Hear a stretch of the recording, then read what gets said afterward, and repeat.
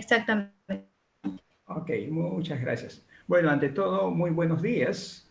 Quiero agradecer la invitación de la Escuela Garantista, Cerejus, por este evento y por la posibilidad de participar y conversar en este evento. No conocía la institución, a pesar de tener una persona muy conocida que está en la dirección de la institución, así que pido disculpas, pero es muy grato estar en esta conexión. El mundo de la universidad es diferente a veces al mundo de otras actividades como el que están haciendo ustedes. Y me parece interesante que estén tratando este tema, que justamente a partir de últimos acontecimientos genera la posibilidad de discutir, de conversar, y de repensar el país, porque detrás de todos estos casos está el país en cuestión. Entonces me voy a permitir presentar unas diapositivas para discutir el tema.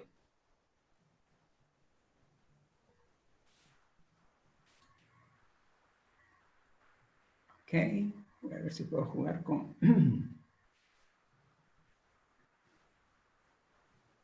Muy bien, el tema que había preparado justo a partir de la invitación es el racismo en el Perú, retomando el caso de Magdalena y el caso de una congresista. ¿Sí? Propongo brevemente tratar algunos temas, ¿no? El tema de la discriminación y el racismo. Es importante distinguir entre ambos. El caso del joven de Magdalena y el caso de la congresista Marta Chávez. Referir el derecho penal brevemente, que seguro lo van a abordar mis colegas a mayor profundidad. Conversar sobre el origen del problema, que normalmente nosotros no tratamos o no queremos tratar o develar o mostrar, a pesar que lo conocemos. Y luego buscando otras salidas, ¿ya? Otras salidas al derecho penal o a las normas de represión que normalmente existen en el sistema. Entonces, en primer lugar, distinguir entre lo que es, permítanme un ratitín, entre lo que es discriminación y racismo, ¿no? Son conceptos generales los que estoy usando, de lo que uno conoce cotidianamente en tanta bibliografía revisada a lo largo de la historia académica que uno pueda tener, ¿ya? O de la formación que uno tiene en la propia universidad.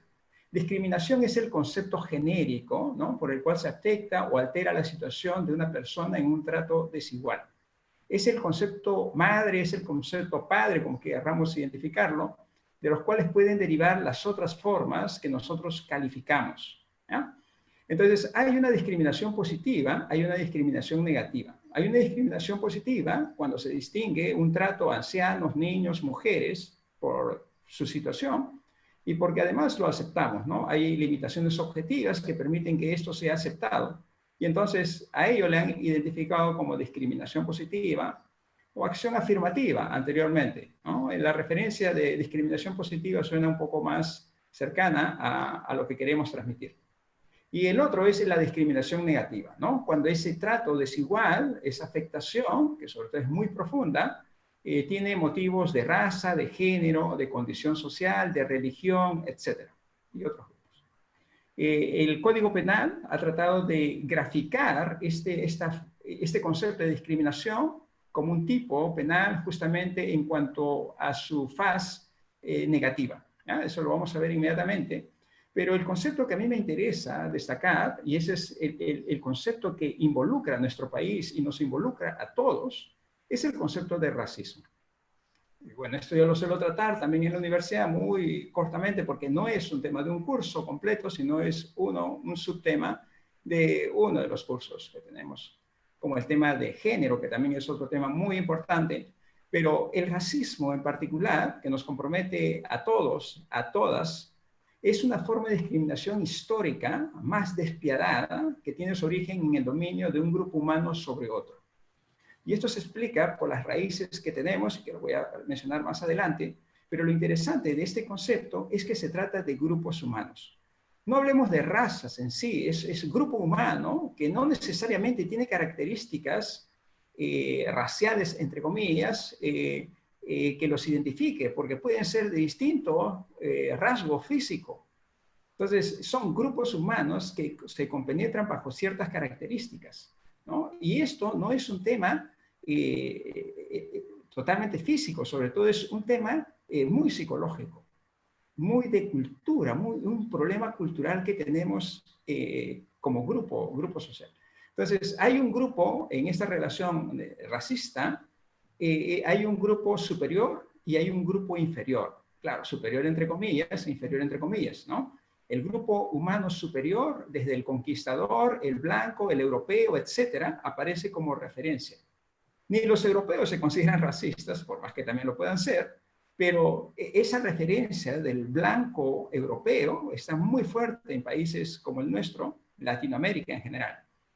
Y el grupo humano inferior, entre comillas, el conquistado, el indígena, el negro, también entre comillas, que históricamente ha recibido toda una carga del otro grupo.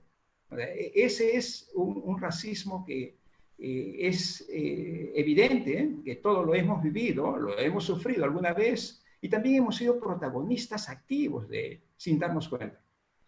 Entonces, ese es el concepto que de pronto involucra más una discusión y sobre el que me permito referir a partir de los casos últimos que han ocurrido. El caso de Magdalena, ¿no? Un joven que no usa mascarilla y reacciona usando palabras contra un grupo étnico andino, la palabra serrano creo que es uno de los que más destaca, al ser requerido por serenos de Magdalena, ¿no? Este joven reacciona racistamente, denotando, ¿no?, justo su relación de grupo humano dominante o superior, ¿no? Su familia, su barrio, él está dispuesto a pagar la multa, etcétera. Todas las referencias que ustedes pueden encontrar en los videos que se han difundido. Entonces, ¿y sobre qué otro grupo? El de los serenos, ¿no? Y los serenos pueden ser, o también agentes policiales, ¿eh? Esto ha ocurrido, multitud de veces contra miembros de la Policía Nacional, agentes militares, etcétera, ¿no? Y es muy parecido al que ha acontecido anteriormente en el distrito de Magdalena. El último caso que conocemos muy público es el caso de la congresista Marta Chávez, quien estando en desacuerdo con la designación de un político en un alto cargo de Cancillería, ¿no?, de embajador en la OEA, opina que por sus rasgos físicos esta persona debía ir de embajador al país vecino de Bolivia, ¿no? Es una reacción igualmente racista, ¿no?, de su grupo humano, sea del partido político, sea de la familia, o sea de la clase social. Si ustedes reparan y ubican al joven de Magdalena y ubican a la congresista Marta Chávez, ninguno de ellos son de rasgos, pues, racistas superior. O sea, al final somos mestizos todos. Y algunos son mestizos más para un lado y para otro, en términos de lo andino o en términos de lo afrodescendiente. Entonces, este es un problema más serio que simple y llanamente de rasgos físicos.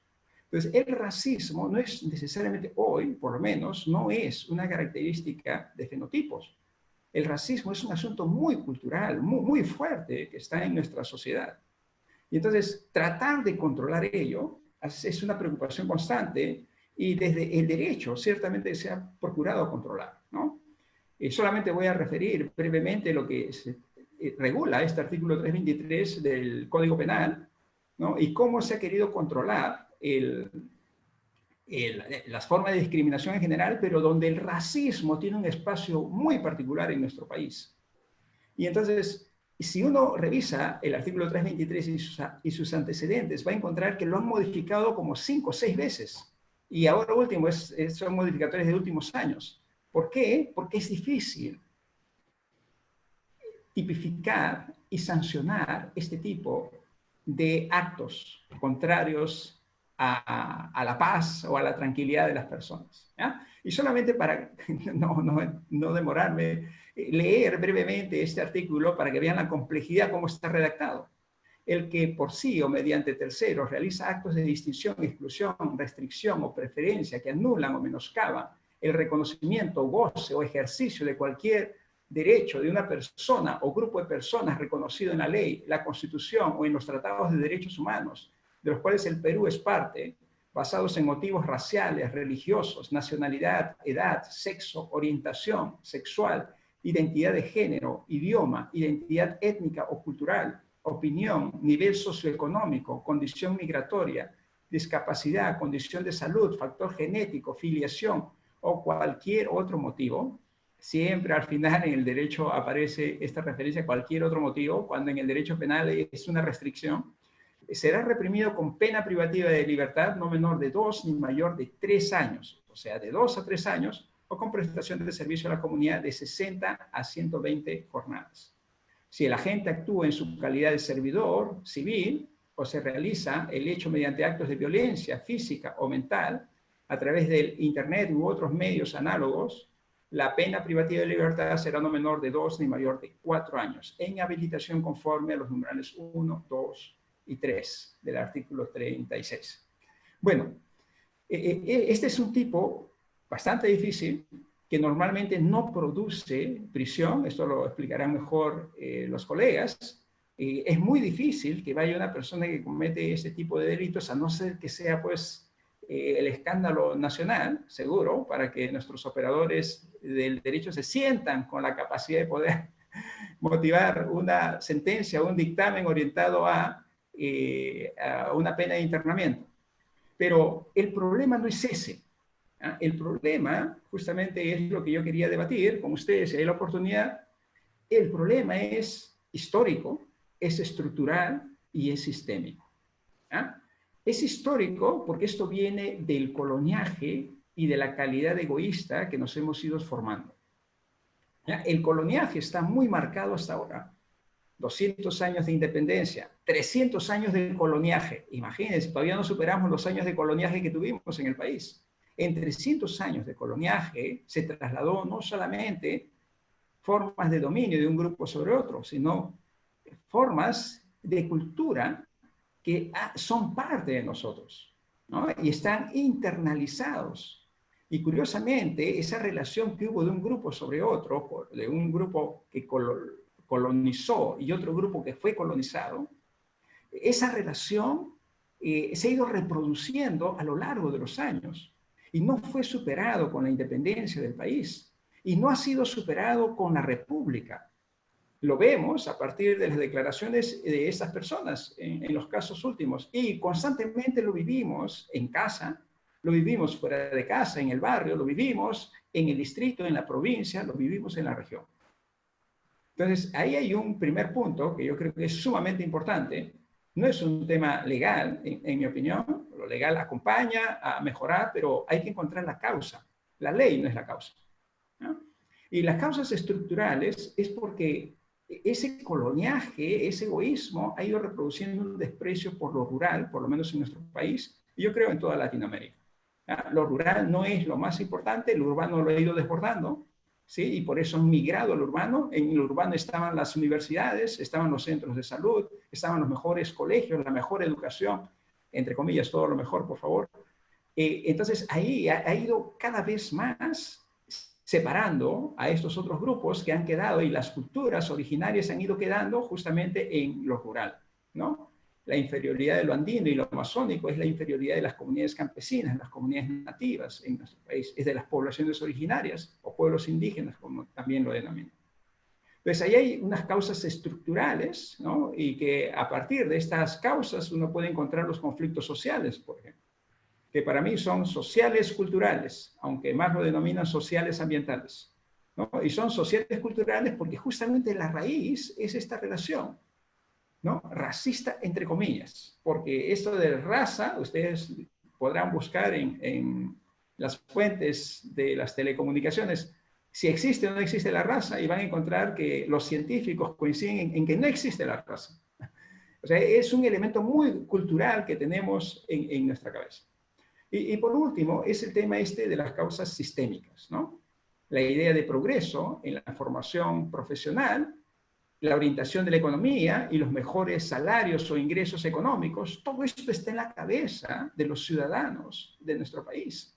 Aquellos que no tienen recursos para vivir y aquellos que tienen más recursos para vivir.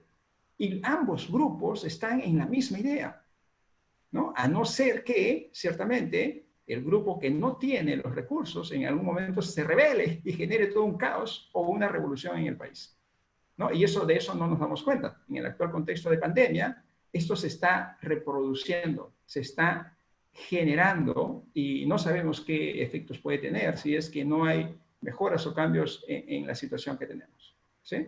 Entonces, todos los grupos humanos que estamos en este territorio nacional del Perú, estamos reproduciendo sistémicamente esta relación racista, esta forma de discriminación especial que tiene que ver, entre comillas, con la raza.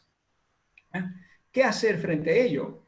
Es, en primer lugar, o sea, este es un problema de largo plazo y de mediano plazo. No es un problema que vamos a resolver en el corto plazo.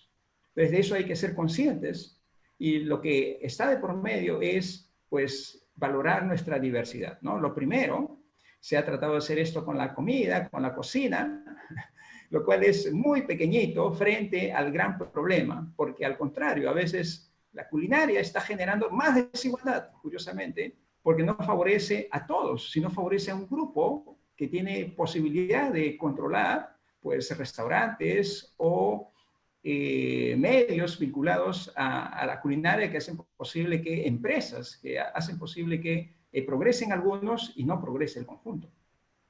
El otro tema posible es la promoción de los grupos vulnerables. Y esto sí es un compromiso del Estado, del gobierno. Cada gobierno no ha sabido atender este problema.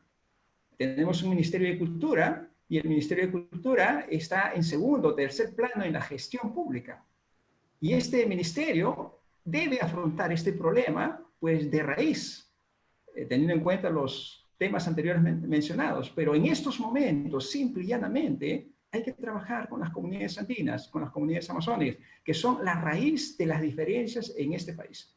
Y curiosamente son el origen de una cultura muy importante que estuvo en este territorio antes que llegaran los españoles, antes que llegaran los europeos, antes de que estemos nosotros, los mestizos, ¿no? Y no sabemos reconocer el gran aporte, el gran trabajo que hay, ¿no? En el tema de derecho y justicia, que yo he trabajado muchísimo, ellos son mejores que nuestros jueces, disculpando aquí a nuestros colegas de la mesa, resuelven con un nivel de prestigio mucho más alto que nuestros magistrados profesionales graduados en Inglaterra o en Bélgica o en, estoy poniendo mi caso justamente para excluirme o para criticarme, ellos sin haber llegado a una universidad extranjera o sin haber llegado a una universidad reconocida en nuestro país, pues resuelven sus conflictos con un prestigio que importa en su comunidad o en su distrito, ¿no? Y eso no lo valora el Estado, el gobierno,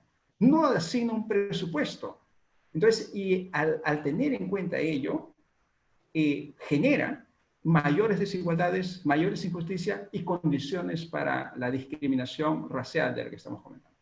Y por último, superar gradualmente la mentalidad colonial, ¿no? Esto supone un trabajo de formación educativa en todos los sectores, ¿no? No solamente estamos hablando en las escuelas, estamos hablando en las universidades, estamos hablando en las oficinas públicas, estamos hablando en las empresas.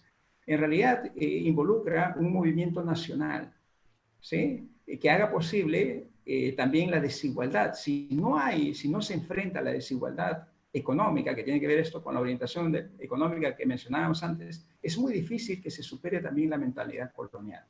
O sea, siempre que un grupo tenga mejores condiciones, va a despertar esta mentalidad colonial. Entonces, ahí hay mucho de qué conversar, hay muchos temas, pero he intentado plantear, si me permiten, brevemente algunas ideas para conversar, ¿no? Entonces, lo dejo ahí. Muchísimas gracias. Listo, doctor. Muchísimas gracias por su participación. Ahora pues le damos el pase al doctor James Reategui, por favor.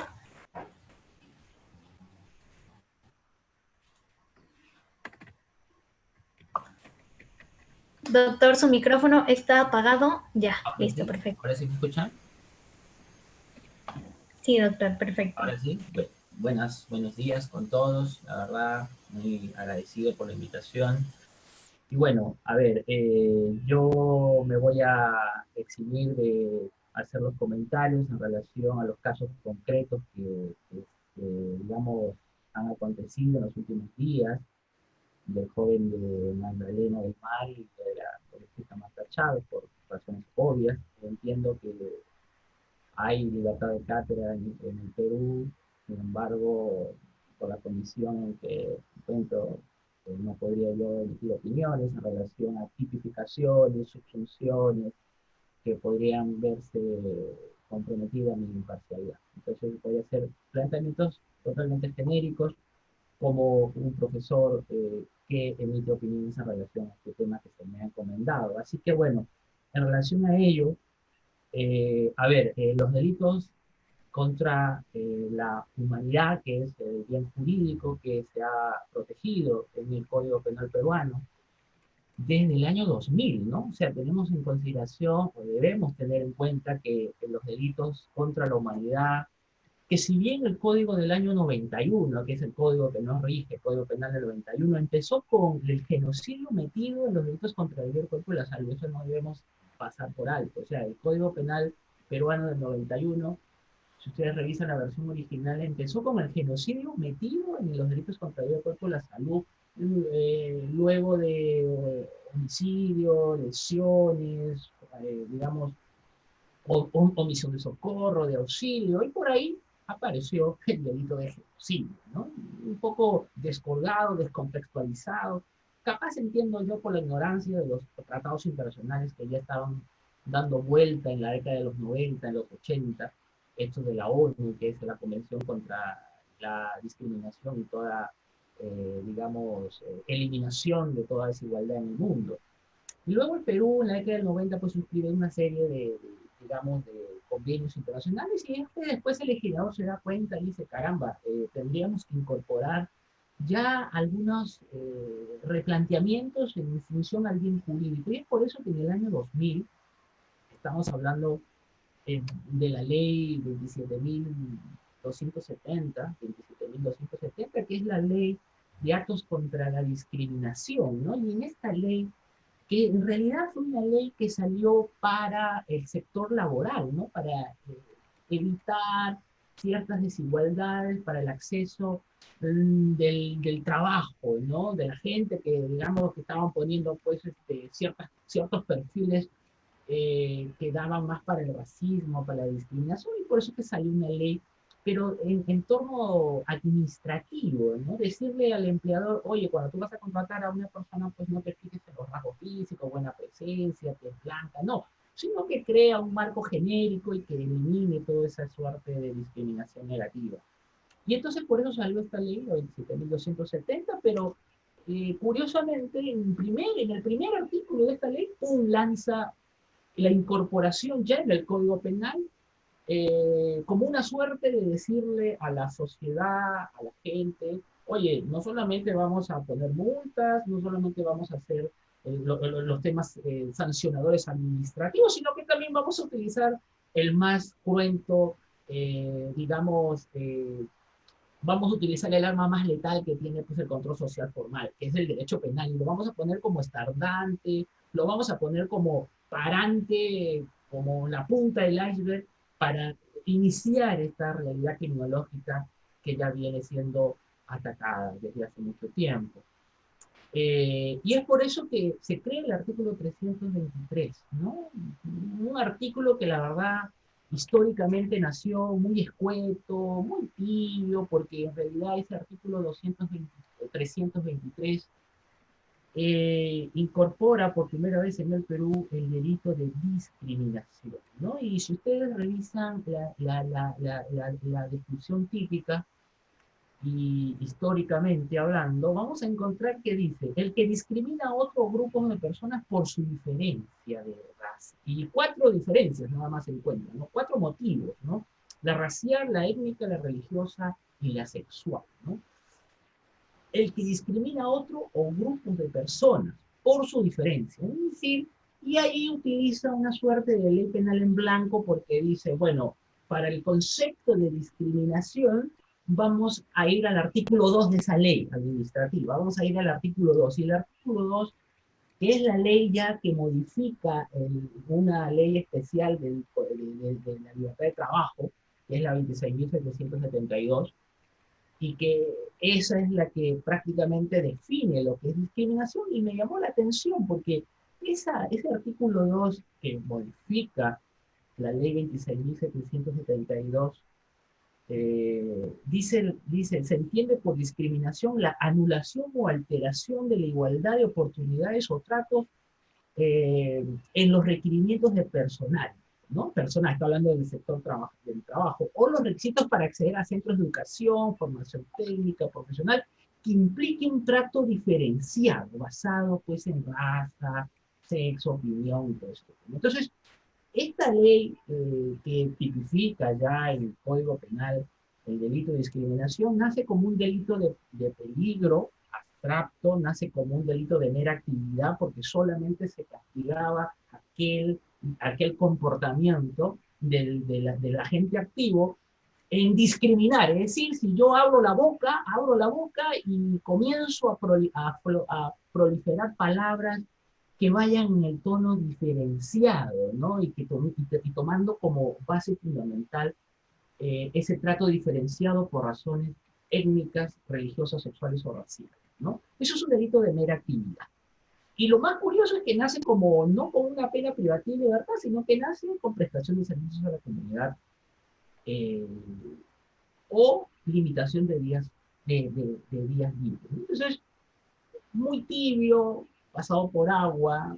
El legislador nacional de aquel entonces no quiso meterse mucho al tema de meter a la cárcel a una persona, sino que estaba midiendo el tema en función, obviamente, a Latinoamérica, que todavía recién estaban empezando a incorporar el Código Penal. Luego, en el año 2006, el legislador se da cuenta y dice, caramba, ya la realidad criminológica estaba desbordada, porque ya se veían dando ciertos, la prensa, y aquí la criminología mediática es la que ha apoyado en, digamos, cristalizar algunos casos mediáticos de discriminación, y es por eso que en el año 2006, pasados 6 años, mediante la ley 28.863, ¿no? 28.863, ya como que dice, vamos a darle cuerpo a esta realidad típica. Y es por eso que si ustedes revisan esa normativa, la 28.867, incorpora ya ciertos aditamientos, le va metiendo a la descripción típica ciertos detalles, ¿no? Acá ya se dice el que por sí o por intermedio de otra persona, o sea, por intermedio de tercero, discrimina a una o más personas o incita ya, ¿no? Entonces incorpora esa suerte de incitación. Es como que ya otra persona lo puede hacer, pero no solamente discriminando, sino también determinando a otra persona para que esta otra persona discrimine a la sociedad.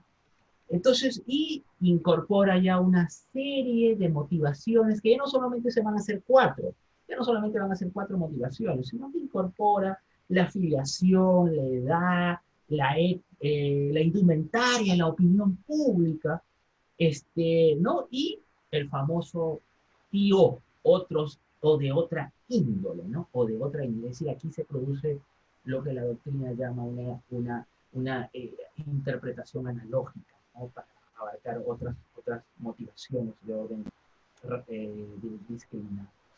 Pero lo interesante de esta modificación en el año 2006 es que si bien sigue la misma descripción típica de su predecesor en el año 2000, pero le pone un aditamiento subjetivo adicional, como una suerte de lo que llama en derecho penal los elementos subjetivos de instinto del dolo, que lo hace un delito de tendencia interna trascendente, porque dice en la parte final, dice, con el objeto de anular o menoscabar, dice, el reconocimiento, goce o ejercicio de los derechos. Es decir, que no solamente tengan digamos, la conducta típica no solamente se consuma con la discriminación, sino que además el juez, si quiere condenar a una persona por este delito, debe motivar en su sentencia que el agente tuvo el dolo específico, puntual, concreto, de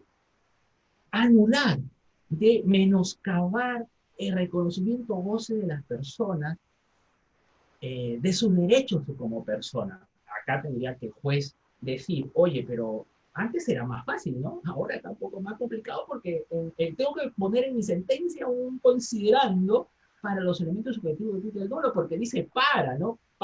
y nosotros ya sabemos que cuando el legislador aduce una subjetividad especial, como pasa, por ejemplo, en el delito de rebelión para modificar el régimen constitucional, o como pasa en el delito de, digamos, de injuria, que está cargado de elementos subjetivos, del ánimo difamandi, ¿no? Entonces, cuando el legislador quiere irse por ese lado, ya digamos, los que dedicamos a este trabajo nos tenemos que dar cuenta que acá el legislador está diciendo, oye, hay que hacer una motivación, una argumentación del dolo. O sea, como que el delito en el año 2006 tenía una fuerte carga subjetiva, un tipos incongruentes, digamos, porque tenemos que motivar en ese tema, y para eso agarramos pues la sentencia del Tribunal Constitucional que habla, como justamente lo decía Antonio Peña, el tema de la discriminación positiva, que en realidad debemos fomentar, porque bueno, hay tratos diferenciados entre los ancianos, contra los que no son ancianos, mujeres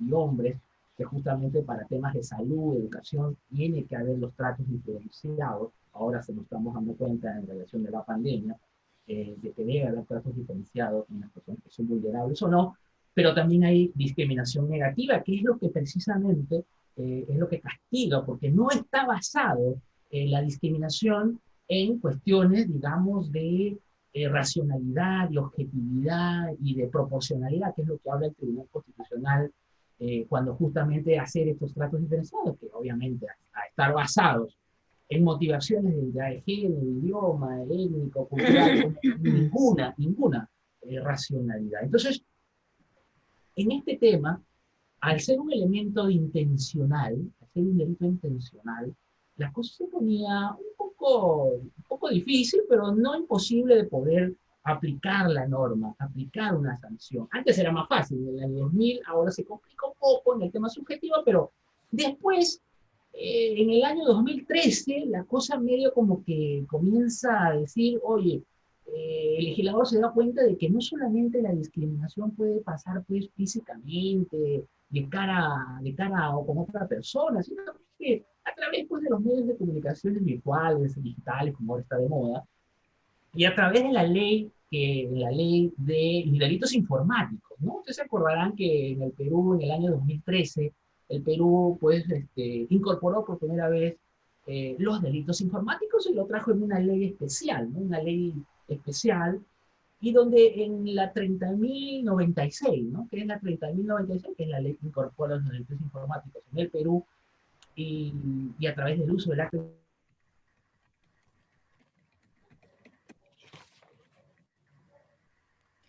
Doctor, no lo podemos escuchar, creo que se autosilenció.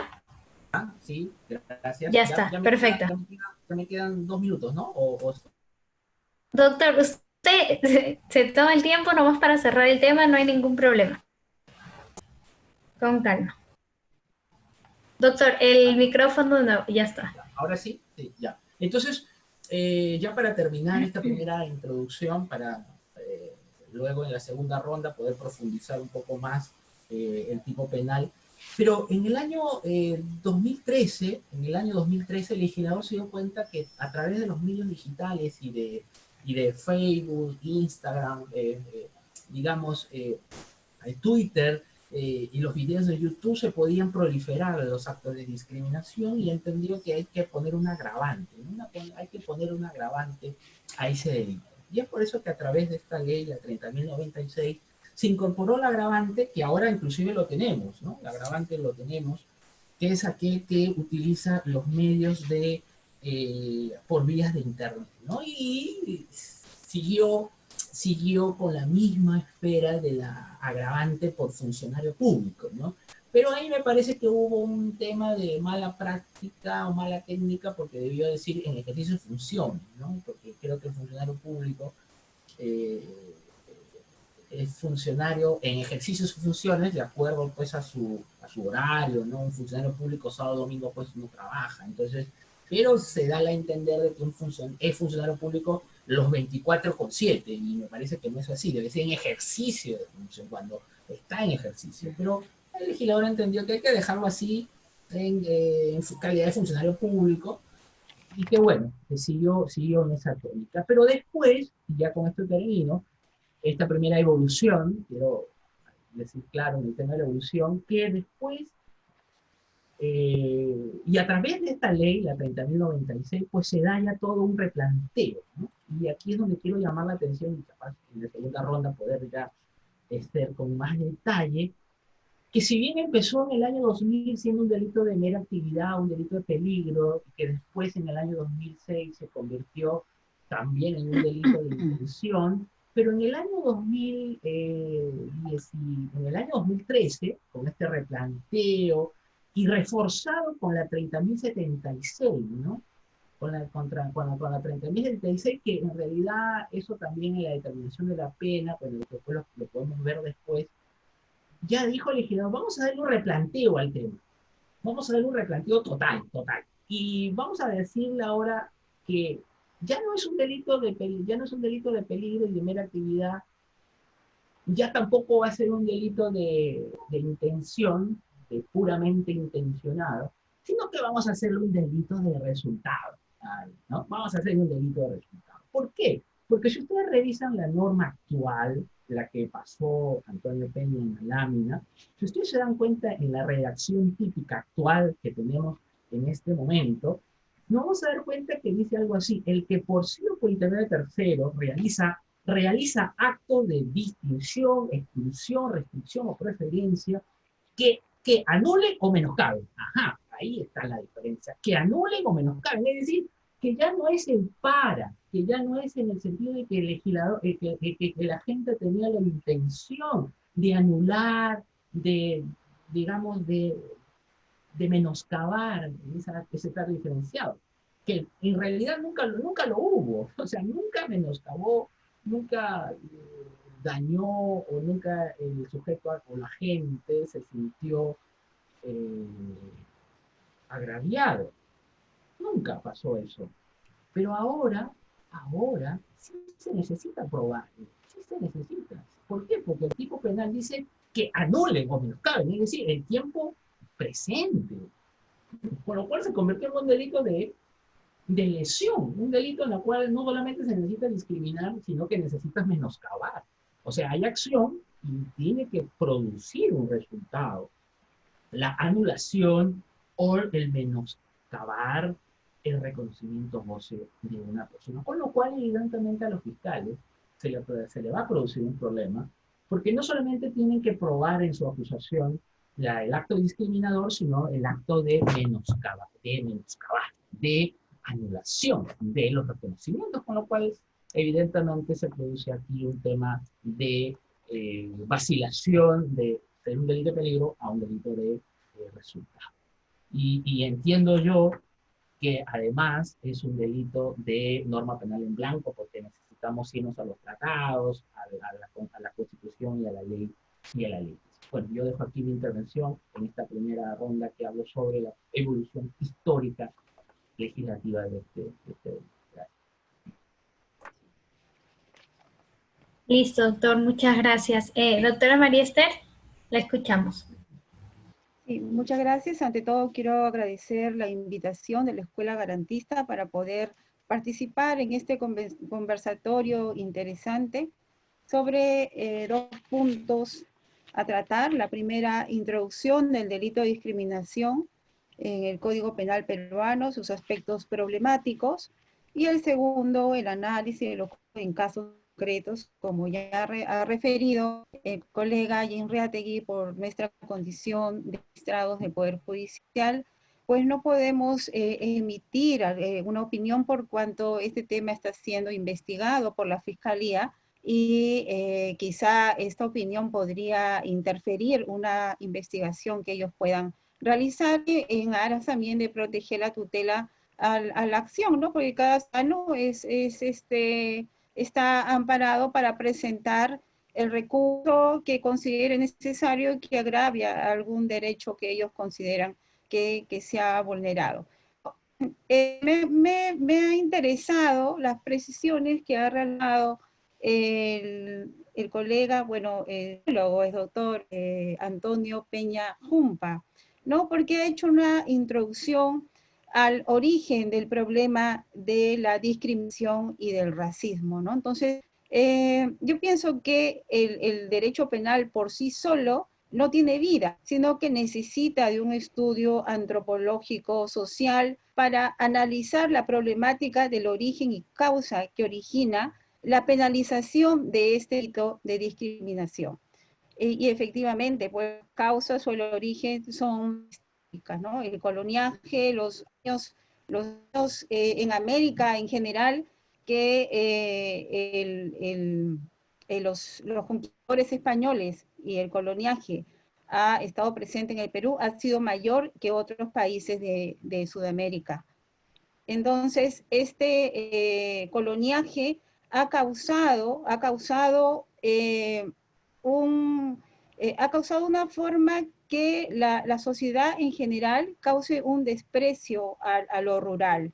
Es verdad, hay causas históricas y hay causas estructurales, ¿no? Ese desprecio a lo rural que en un momento dado, ya que se ha producido migración de las personas del interior del país a la ciudad, un poco que ha disminuido este desprecio no rural con el tiempo, porque hoy en día vemos que personas que eligen del interior del país ocupan cargos públicos, son profesionales de éxitos. Entonces no merece pues un deseo por el origen de donde vienen las personas, menos crear una inferioridad a las personas pues que tienen un origen andino o amazónico, porque el Perú es pluricultural, es pluriétnico, tenemos unas razas, y eso no nos hace menos. Definitivamente eso no se puede tolerar, pero es un problema social. Es un problema social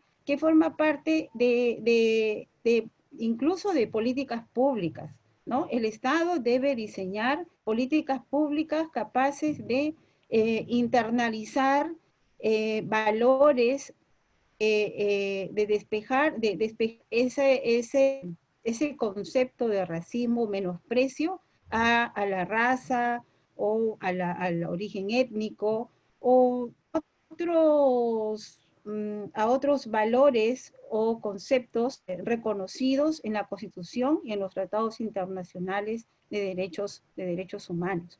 Me parece interesante el análisis sociológico, antropológico, que ha realizado el colega Antonio Peña Jumpa, precisamente porque es la causa. Entonces, acá, entonces a preguntarnos si el derecho penal es la herramienta necesaria para erradicar esta vulneración al derecho a la igualdad o vulneración o discriminar a la persona. Entonces, el derecho penal es un arma de control social formal, el más drástico, ¿verdad? Porque hay otros caminos, otras formas de control social que podrían también poder cumplir la finalidad de erradicar estos actos discriminatorios, como son las sanciones administrativas. Vemos que en el Perú hay 3 formas para poder hacer velar este derecho a la igualdad y a la no discriminación. El primero, pues, acudir a una acción, un proceso constitucional de amparo, ¿no? Porque la Constitución precisamente protege este derecho a la igualdad y a la no discriminación en el artículo 200, numeral 2, y por ende también le permite a todo ciudadano recurrir a través de una acción de amparo a fin de proteger ese derecho vulnerado. Pero también tenemos sanciones administrativas que tienen prácticamente una relación estrecha con el derecho penal en su estructura típica, y por supuesto que también acá se aplica el tema del hecho de la subsunción, de las causales atenuantes, eximentes, todo lo que se aplica en la teoría del delito también es aplicable en la teoría de las sanciones administrativas. Entonces, pero hay una diferencia, ¿no? Que la sanción administrativa no tiene pues esa drasticidad del derecho penal, que es la pena, ¿no? Que muchas veces vamos a una pena privativa de libertad, ¿no? las sanciones administrativas pues se agotan con la imposición de una multa,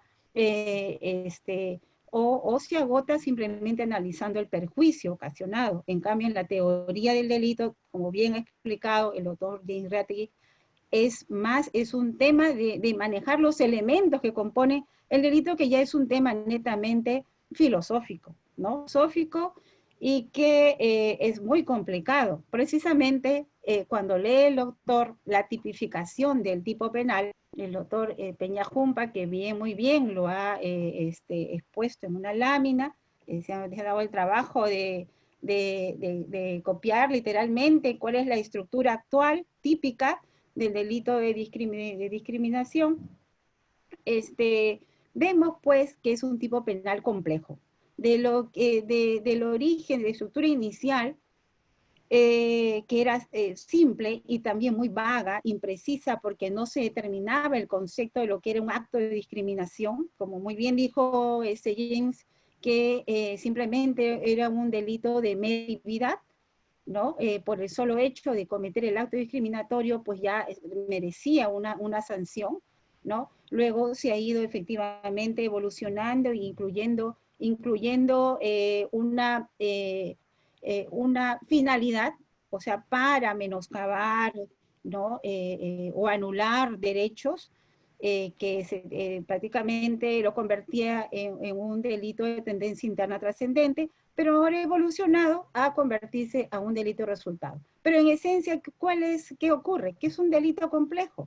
Y al ser un delito complejo, se torna difícil el ámbito de la investigación, del tema probatorio, del acto de subsunción típicamente del hecho al tipo penal, porque como ustedes verán es un tipo complejo, que desde ya yo encuentro, para hacerlo mucho más fácil, 3 elementos del cual podríamos entender la tipificación de esta estructura, de este tipo penal, para no hacerlo muy complicado, ¿no?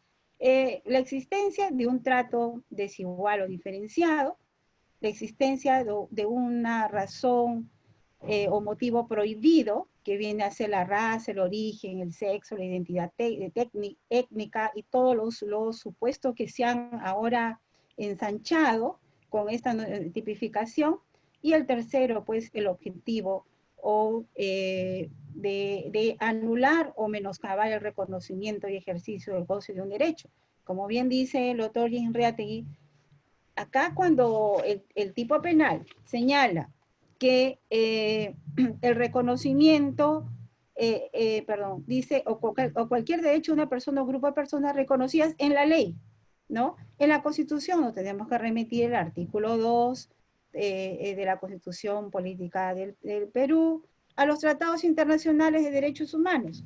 Sobre este punto, obviamente, como bien dice el doctor James Reategui, es una norma penal en blanco, porque tenemos que identificar qué tratados internacionales de derechos humanos ha suscrito el Perú, y que protegen estos derechos. Entonces acá tenemos que remitirnos a identificar, pues, que hay, que primero existe la Declaración Universal de Derechos Humanos, los pactos internacionales de derechos civiles y políticos, la Convención Americana de Derechos Humanos, la Convención Internacional sobre la Eliminación de toda forma de discriminación, entre ellos racial, contra la mujer, contra las personas con discapacidad, y así como se han suscrito, y el Perú forma parte de estos convenios internacionales, pues está obligado el Perú a incluir en las normas penales, este tipo de delitos. Entonces, precisamente esa es la razón por la cual se viene modificando, porque conforme se van creando, se van suscribiendo más convenios y más derechos que podrían ser vulnerables a este acto de discriminación, pues se va ensanchando. Y es más, dice, y otros actos. Esos otros actos precisamente están acorde a la evolución de los derechos afectados. Por ejemplo, el derecho pues a tener una relación entre el mismo sexo, ¿no?